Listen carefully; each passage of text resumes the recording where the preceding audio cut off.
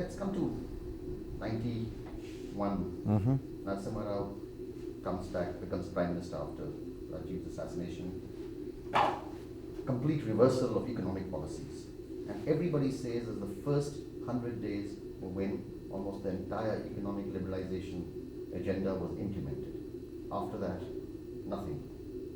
Can you describe this whole economic liberalization? What was it about? You see, much of it was anticipated and spelt out in the manifesto. There was a manifesto committee under Mr. Shivraj Patil, and I was pretty sore that I was excluded from the committee. That's okay. And they produced a document. So one day, Jeevji called me and said, "This is the manifesto. I don't know, it doesn't sound good to me. Would you read it?" He said, "Sit in that corner of that waiting room outside George's office and read it." I said, "Fine." So I sat in a chair and started reading the manifesto. I think I must have spent about an hour and a half going through it. I think it was a disastrous document, one of those platitudinous, vague, ambivalent documents which Congress party produces from time to time. And about 2 hours later, 3 hours later, close to 1 o'clock, he called me in and said, "Have you read it?" I said, "Yes." He said, "What do you make out of it?" I said, "I think it's disastrous." So what do we do? Because elections were called and we had to announce a manifesto. So he said, "Start working on it." I said, "Listen, we can work on it, no difficulty. But it won't be this. It won't bear any resemblance to what your committee has done." He said, "It doesn't matter, you just have to write it." That's when Manishankar Iyer and I started working on the manifesto. We worked virtually night and day for several days in Tenjanpat itself on the computer. We worked several nights, and the last page was delivered at about 5:30 a.m. one day. Rajivji was in his office keeping in touch with us until about 12:30. He would send us coffee and chocolate and that kind of thing. Then I said, "Listen, you go to bed and we'll have it at your door by about 5:30.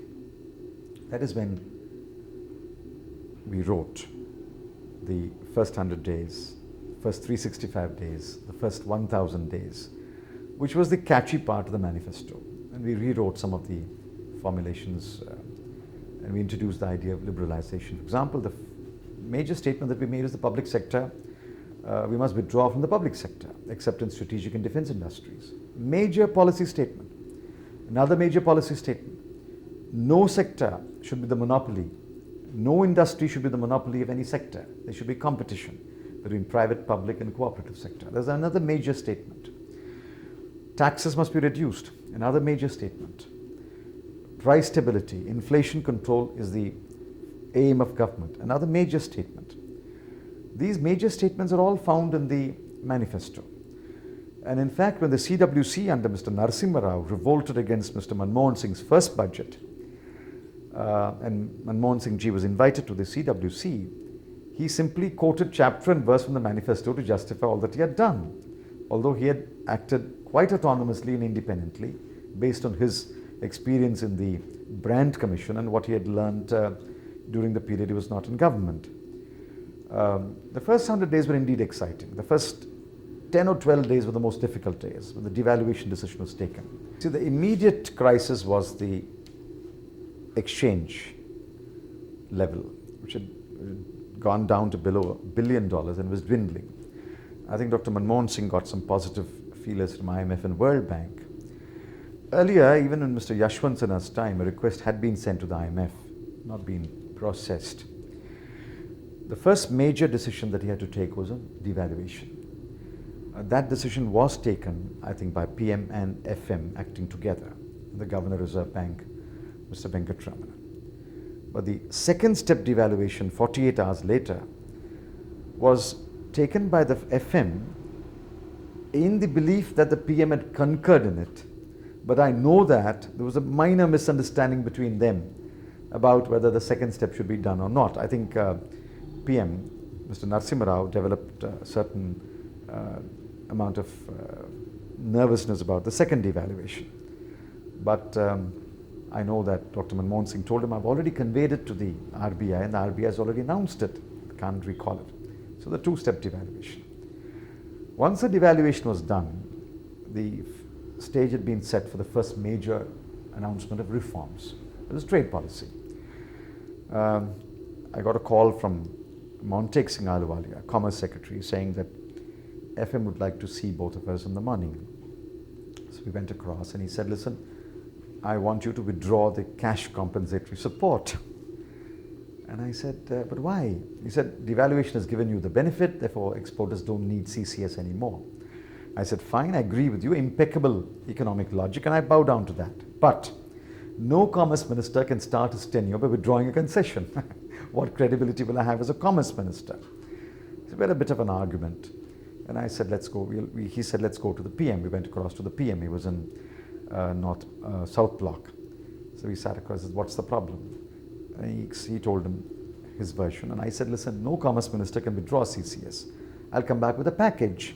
In the package, we can make CCS an issue. How soon can you come back? I said, by this evening.